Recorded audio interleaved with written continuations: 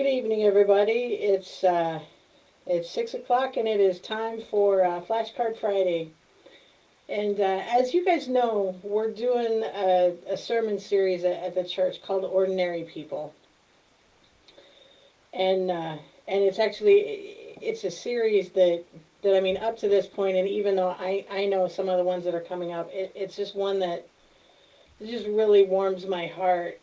Um, and it comes from a place of, I have kind of a yucky backstory. So people will always tell me, well, you have something to talk about when you're telling people about God because, God's brought you through a lot of junk.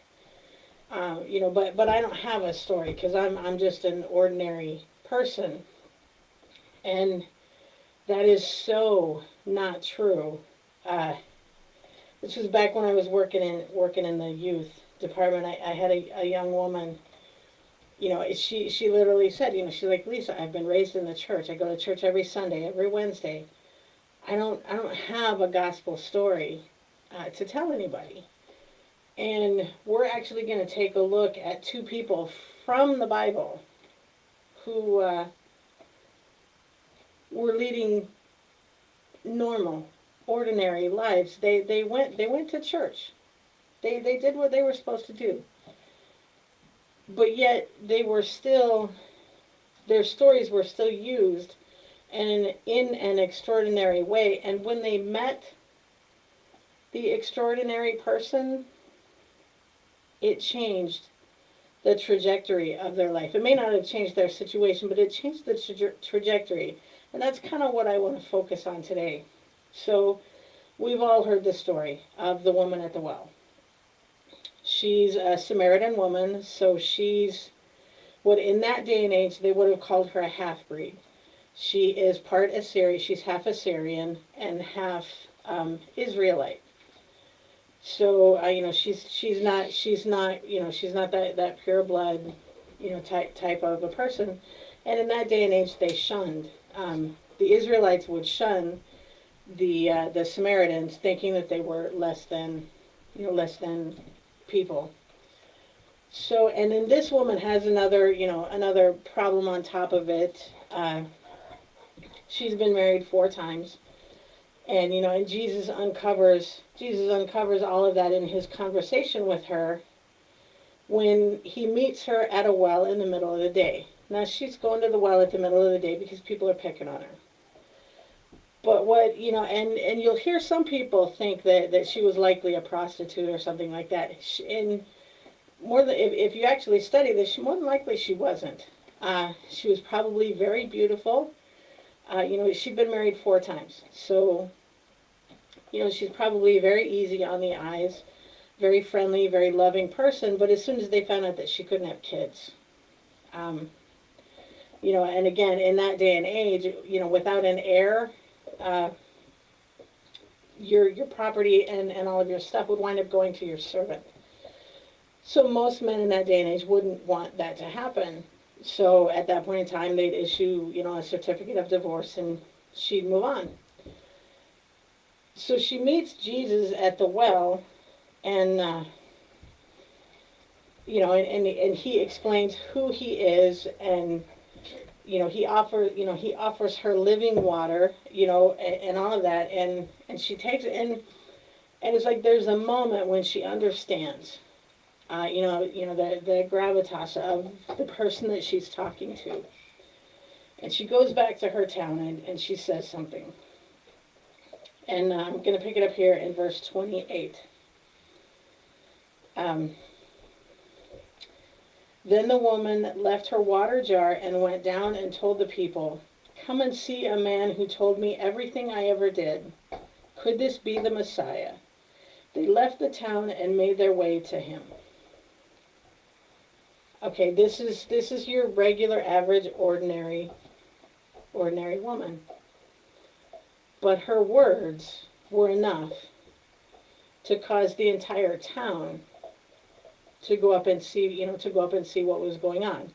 Now, after Jesus leaves, she more than likely, because you don't hear her story at any point in time. She doesn't, she doesn't become a princess or anything like that. Um, she likely goes on about her life. She probably continues to go to church. Continues, to look for somebody who will love her despite not being able to have children.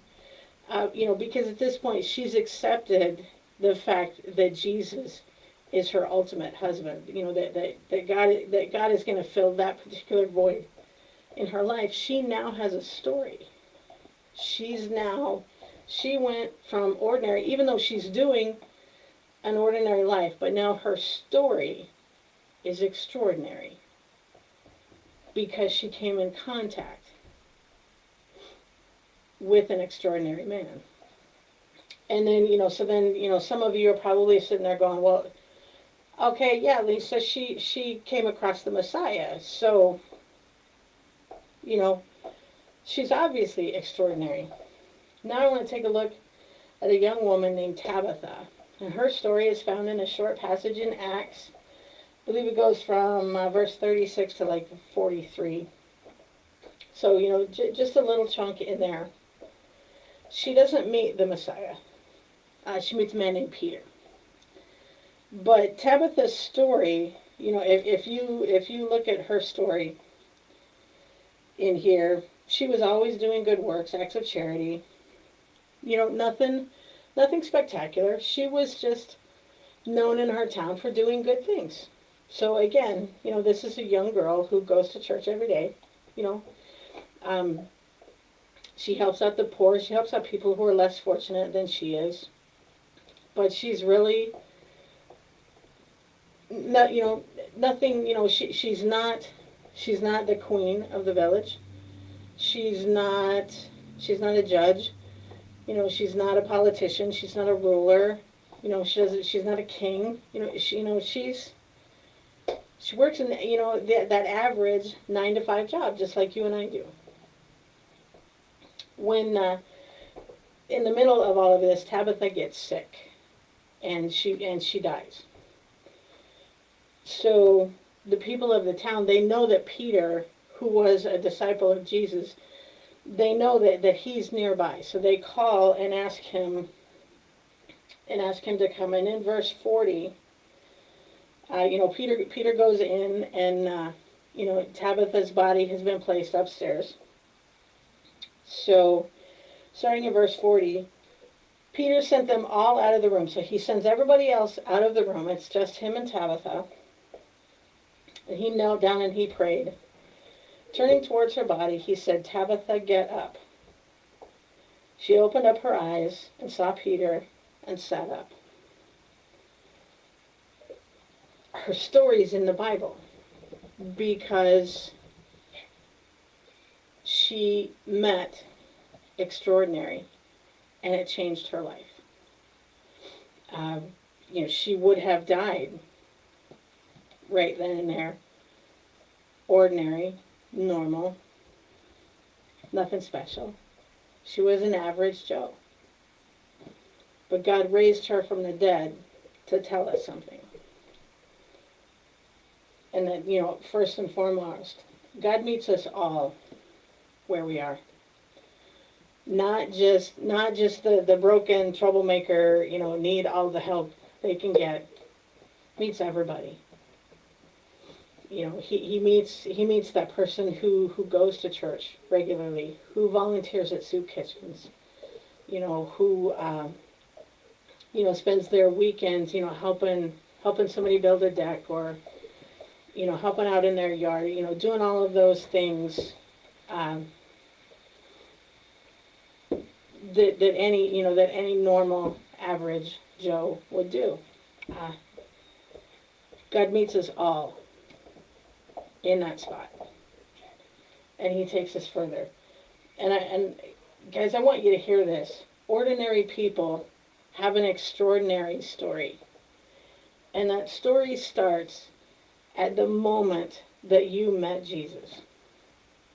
That moment that you said yes to him, you went from ordinary to extraordinary. You just need to believe it. I don't care if you work a 40-hour-a-week job separating plastic forks out of, and putting them in a container. You are still extraordinary because you're God's child. And he's going to use you, sitting on that assembly line, grabbing those forks and popping them off these trays and putting them into another tray.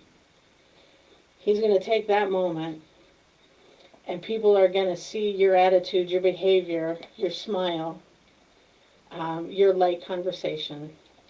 And he's going to use that to introduce them to him. He's going to use you to introduce them, because God uses us all. Again, not just the troublemakers like me. He uses all to further his kingdom. But here's the deal. And it comes back to something that I say regularly in these Flashcard Fridays. The choice is yours. You get to say yes, you get to say no. He's not going, if you say, God, you can't use me, he's not going to force you. But if you say, God, I want you to use me in whatever I can to further your kingdom, he's going to do it. And the first thing he's going to do is he's going to tell you to tell your story. Tell the story of the moment you met Jesus and how you felt. And how that, just when your ordinary met his extraordinary, in that moment, what changed in your life? That's the best story that anybody can ever hear, because it lets all of us know, lets all of us know that we're not alone, that he loves us all, and that he wants us all in his kingdom. It's not just this group. It's not just this group. It's all of us. Every tribe, every tongue, every nation. Tell your story. What do you have to lose? Let him use you. Let him love you. Let him take you from ordinary to extraordinary. Thank you for hanging out with me. I have had so much fun with you guys tonight.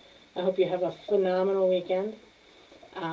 Looks like it's going to be absolutely beautiful outside. So go out and get some vitamin D. And just have a great time. And I look forward to seeing you all on Sunday. Talk to you later. Bye.